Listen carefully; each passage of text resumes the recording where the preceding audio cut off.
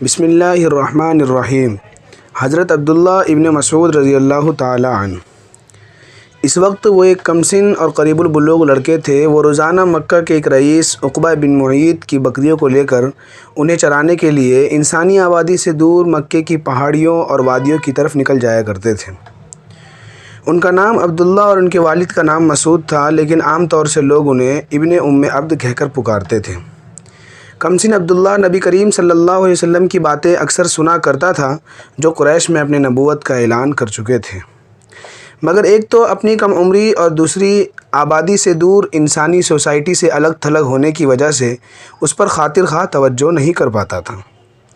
اس کا تو روز کا یہ معمول تھا کہ صبح منہ اندھیرے عقبہ ابن معیط کی بکریوں کے ساتھ نکل جاتا اور اس وقت تک واپس لوٹتا جب رات کی تاریکی پورے طور پر فضا کو اپنے سیاہ چادر میں چھپا لیتی تھی۔ ایک روز عبداللہ ابن مسعود نے دور فاصلے پر ادھیڑ عمر کے دو آدمیوں کو اپنی طرف آتے ہوئے دیکھا، جو تکان سے چور اور تھکاوٹ سے نڈھال ہونے کی وجہ سے بہت آہستہ آہستہ چل رہے تھے اور شدت تشنئی کے مارے ان کے ہونٹ اور حلق سوکھ کر کانٹا ہو رہے تھے۔ وہ دونوں اس کے قریب پہنچ کر رکے، اسے سلام کیا اور بولے، لڑکے، ہمارے لیے ان بکریوں کا دودھ دو جس سے ہم اپنی پیاس بجھا سکیں اور اپنی رگوں کو تر کر سکیں۔ میں ایسا کرنے سے معذور ہوں۔ میں ان بکریوں کا دودھ آپ کو پیش نہیں کر سکتا کیونکہ یہ میری نہیں ہے، بلکہ یہ میری امانت ہے اور میں ان کا مالک نہیں ہوں بلکہ امین ہوں۔ لڑکے کا جواب سن کر ان دونوں نے کسی قسم کی ناگواری یا ناراضگی کا اظہار نہیں کیا، بلکہ ان کے چہروں سے یہ ظاہر ہو رہا تھا کہ انہوں نے اس جواب کو پسند کیا۔ پھر ان میں سے ایک آدمی نے کہا، اچھا، کسی ایسی بکری کی نشاندہی کرو جس نے کبھی بچہ نہ دیا ہو۔ لڑکے نے اپنے قریب ہی ایک کھڑی چھوٹی سی بکری کی طرف اشارہ کر دیا۔ وہ آدمی اس کے قریب گیا، اسے پکڑا اور اللہ کا نام لے کر اس کے تھن پر ہاتھ پھیرنے لگا۔ لڑکے نے حیرت سے دیکھا اور اپنے دل ہی دل میں کہا، ایسا کیوں کر ہو سکتا ہے کہ ایسی بکریاں جو کبھی گاون ہی نہ ہوئی ہو دودھ دینے لگے؟ لیکن دیکھتے ہی دیکھتے بکری کا تھن پھول پڑا اور اس میں سے تیزی کے ساتھ دودھ بہنے لگا۔ دوسرے آدمی نے زمین پر پڑا ہوا ایک پیالہ نما گہرا سا پتھر اٹھا کر اسے دودھ سے بھر لیا۔ پھر اس دودھ کو ان دونوں نے پیا اور لڑکے کو بھی پلایا۔ عبداللہ ابن مسعود نے بتایا کہ اپنی آنکھوں کے سامنے پیش آنے والے اس واقعے پر مجھے یقین نہیں آ رہا تھا۔ جب ہم سب لوگ اچھی طرح آسودہ ہو گئے تو اس بابرکت شخص نے بکری کے تھن سے کہا، سکڑ جا، اور وہ سکڑتے سکڑتے اپنی اصلی حالت پر آ گیا۔ اس وقت میں نے اس بابرکت شخص سے کہا کہ وہ کلمات جو آپ نے ابھی کہے تھے ان میں سے کچھ مجھے بھی سکھا دیجئے۔ تو اس نے کہا، انت غلام معلم، تم ایک سکھائے پڑھائے ہوئے لڑکے ہو۔ یہ اسلام سے عبداللہ ابن مسعود کی شناسائی کی کہانی کا آغاز تھا، اور وہ مبارک آدمی رسول اللہ صلی اللہ علیہ وسلم اور ان کے ساتھی حضرت ابوبکر صدیق رضی اللہ تعالیٰ عنہ تھے۔ وہ دونوں حضرات قریش کے شدید ایذا رسانی اور ابتلاء و آزمائش سے بچنے کے لیے اس روز مکہ کی گھاٹیوں کی طرف نکل آئے تھے۔ لڑکے نے جس انداز میں رسول اللہ صلی اللہ علیہ وسلم اور آپ کے ساتھی حضرت ابوبکر صدیق رضی اللہ تعالیٰ عنہ سے اپنی محبت اور تعلق خاطر کا اظہار کیا، اس سے نبی کریم صلی اللہ علیہ وسلم اور حضرت ابوبکر صدیق رضی اللہ تعالیٰ عنہ بہت خوش ہوئے۔ اس کی احتیاط اور امانت داری کی قدر کی نگاہ سے دیکھا اور اس کے اندر خیر و فلاح کی علامت کو محسوس کر لیا۔ اس واقعے کے کچھ ہی دنوں بعد عبداللہ ابن مسعود نے اسلام قبول کر لیا اور خود کو رسول اللہ صلی اللہ علیہ وسلم کی خدمت کے لیے وقف کرتے ہوئے اپنے آپ کو بارگاہ نبوت میں پیش کیا، اور اسی روز سے وہ سعادت مند اور خوش بخت لڑکا بکریوں کی گلہ بانی سے نکل کر سرور کائنات کی خدمت میں منتقل ہو گیا۔ وہ ہر وقت سفر میں، حضر میں، گھر کے اندر، گھر سے باہر سائے کی طرح آپ کے ساتھ ساتھ رہتے۔ جب آپ سو جاتے تو وہ آپ کو بیدار کرتے، جب آپ غسل کرتے تو وہ پردے کا انتظام کرتے، جب آپ باہر جانے کا ارادہ کرتے تو وہ آپ کو جوتے پہناتے، جب آپ گھر میں داخل ہوتے تو وہ جوتوں کو پائے مبارک سے نکالتے، وہ آپ کے عصا اور مسواک کی حفاظت کرتے، جب آپ کمرے میں داخل ہونے کا ارادہ فرماتے تو وہ اس سے پہلے اس میں داخل ہوتے۔ رسول اللہ صلی اللہ علیہ وسلم کے ساتھ ان کے قرب و تعلق کا یہ حال تھا کہ انہیں ہر وقت اپنے گھر آنے اور تمام رازوں سے واقف رہنے کی اجازت دے رکھی تھی۔ اسی وجہ سے وہ رازدان رسول صلی اللہ علیہ وسلم بھی کہے جاتے تھے۔ حضرت عبداللہ ابن مسعود رضی اللہ تعالیٰ عنہ رسول اللہ صلی اللہ علیہ وسلم کے گھر میں آپ کے زیر تربیت پروان چڑھے۔ انہوں نے اپنی زندگی کو آپ صلی اللہ علیہ وسلم کے اخلاق و عادات کے سانچے میں ڈھال لیا، خود کو آپ کی صفات سے متصف کر لیا اور ہر کام میں آپ کی پیروی کو اپنا وظیفہ حیات بنا لیا۔ کہا جاتا ہے کہ وہ اپنے اخلاق و عادات کے لحاظ سے رسول اللہ صلی اللہ علیہ وسلم کے قریب تر تھے۔ انہوں نے مدرسہ رسول سے علوم قرآن کا درس حاصل کیا۔ وہ صحابہ کرام میں سب سے بڑے قاری، اس کے معانی کے سب سے بڑے رمز شناس اور شریعت الہی کے سب سے بڑے نکتہ داں تھے۔ ایک بار جب حضرت عمر بن الخطاب رضی اللہ تعالیٰ عنہ میدان عرفات میں وقوف فرما ہوئے تھے، ایک شخص نے ان کی خدمت میں حاضر ہو کر عرض کیا، امیر المؤمنین، میں کوفہ سے آیا ہوں۔ میں نے وہاں ایک شخص کو دیکھا جو قرآن میں دیکھے بغیر زبانی اس کا املا کراتا ہے۔ یہ سن کر انہیں خشمگین لہجے میں پوچھا، تیرا برا ہو، کون ہے وہ شخص؟ اس نے ڈرتے ہوئے جواب دیا، عبداللہ ابن مسعود۔ یہ سن کر بتدریج ان کے غصے کا اثر زائل ہو گیا، یہاں تک کہ وہ اپنی معمولی اور نارمل حالت پر آ گئے۔ انہوں نے فرمایا، بخدا میں نہیں جانتا کہ ان سے زیادہ کوئی دوسرا شخص بھی اس کا حقدار ہے۔ اس کے متعلق میں تم سے ایک واقعہ بیان کرتا ہوں۔ ایک رات کا ذکر ہے، رسول اللہ صلی اللہ علیہ وسلم ابو بکر صدیق رضی اللہ تعالیٰ عنہ کے یہاں تشریف فرما تھے۔ وہ دونوں حضرات مسلمانوں کے مسائل کے بارے میں بات چیت کر رہے تھے۔ اس مجلس میں بھی موجود تھا۔ پھر رسول اللہ صلی اللہ علیہ وسلم وہاں سے نکلے، ہم لوگ بھی آپ کے ساتھ چلے۔ اچانک ہم نے دیکھا کہ کوئی شخص مسجد میں کھڑا نماز پڑھ رہا ہے۔ ہم اسے پہچان نہ سکے۔ رسول اللہ صلی اللہ علیہ وسلم تھوڑی دیر کھڑے ہو کر اس کی قرات سنتے رہے، پھر ہماری طرف مڑتے ہوئے بولے، من سرہ ان یقرأ القرآن رطبا کما نزل فلیقرأہ علی قراءۃ ابن ام عبد۔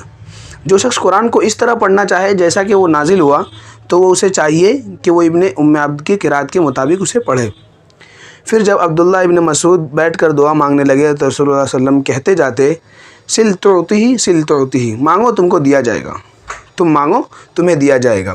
حضرت عمر رضی اللہ تعالیٰ عنہ نے سلسلے گفتگو جاری رکھتے ہوئے فرمایا، پھر میں نے اپنے دل میں کہا، خدا بخدا میں صبح سویرے ان کے پاس جا کر ان کو رسول اللہ صلی اللہ علیہ وسلم کہ ان کی دعا پر آمین کہنے کی خوشخبری دوں گا۔ اور جب صبح سویرے ان کی خوشخبری دینے کا ارادے سے ان کے یہاں گیا تو کیا دیکھتا ہوں کہ ابو بکر مجھ سے پہلے ان کو یہ خوشخبری دے چکے ہیں۔ خدا کی قسم، میں نے جب بھی کسی خیر میں ابو بکر سے سبقت کی، ابو بکر نے ہمیشہ مجھے پیچھے چھوڑ دیا۔ کتاب اللہ کے علم میں ابن مسعود کا مقام اتنا بلند تھا کہ وہ خود فرماتے ہیں، قسم ہے اس ذات کی جس کے سوا کوئی معبود نہیں، قرآن کریم کی جو بھی آیت نازل ہوئی اس کے بارے میں مجھے اچھی طرح معلوم ہے۔ وہ کہاں ہے اور کس کے متعلق نازل ہوئی اگر مجھے معلوم ہو جائے تو اس کے متعلق کوئی شخص مجھ سے زیادہ علم رکھتا ہے، اس کے پاس پہنچنا ممکن ہو تو میں وہاں پہنچ کر اس کے علم سے ضرور استفادہ کروں گا۔ حضرت عبداللہ ابن مسعود اپنے متعلق جو کچھ فرمایا اس میں ذرہ برابر مبالغہ سے کام نہیں لیا ہے۔ حضرت عمر ابن الخطاب رضی اللہ تعالیٰ عنہ ایک مرتبہ اپنے ایک سفر کے دوران ایک قافلے سے ملتے ہیں۔ رات اندھیری ہے، اس نے پورے قافلے کی تاریکی کے پردے میں چھپا رکھا ہے۔ اس قافلے میں ابن مسعود بھی ہیں۔ حضرت عمر رضی اللہ تعالیٰ عنہ ایک شخص سے کہتے ہیں کہ پوچھو آپ لوگ کہاں سے آ رہے ہو؟ ابن مسعود، فج عمیق سے۔ ابن مسعود نے جواب دیا کہ فج عمیق سے۔ حضرت عمر رضی اللہ تعالیٰ عنہ نے کہا، اور کہاں کا ارادہ ہے؟ تو ابن مسعود نے جواب دیا، بیت عمیق کا۔ یہ سن کر حضرت عمر نے کہا کہ اس قافلے میں کوئی صاحب علم ہے، اور انہوں نے اپنے آدمی سے کہا، پوچھو قرآن کا کون سا حصہ سب سے عظیم ہے؟ ابن مسعود نے جواب دیا، اللہ لا الہ الا هو الحی القیوم لا تأخذہ سنۃ ولا نوم۔ اللہ وہ ہے جو زندہ جاوید ہستی ہے، جو تمام کائنات کو سنبھالے ہوئے ہے، اس کے سوا کوئی خدا نہیں، وہ نہ سوتا نہ اسے اونگ لگتی ہے۔ حضرت عمر نے جواب دیا، قرآن کا کون سا حصہ جو سب سے زیادہ محکم ہے؟ ابن مسعود نے جواب دیا، ان اللہ یأمر بالعدل والاحسان وایتاء ذی القربى۔ اللہ تعالیٰ عدل اور احسان اور رشتہ داروں سے صلح رحمی کا حکم دیتا ہے۔ حضرت عمر نے سوال کیا، قرآن کا کون سا ٹکڑا جو سب سے جامع ہے؟ ابن مسعود نے جواب دیا، فمن یعمل مثقال ذرۃ خیرا یرہ ومن یعمل مثقال ذرۃ شرا یرہ۔ پھر جس نے ذرہ برابر نیکی کی ہوگی وہ اس کو دیکھ لے گا، اور جس نے ذرہ برابر برائی کی ہوگی وہ بھی اس کو دیکھ لے گا۔ حضرت عمر رضی اللہ تعالیٰ عنہ نے پھر سوال کیا کہ قرآن کا کون سا حصہ ہے جو سب سے زیادہ خوفناک ہے؟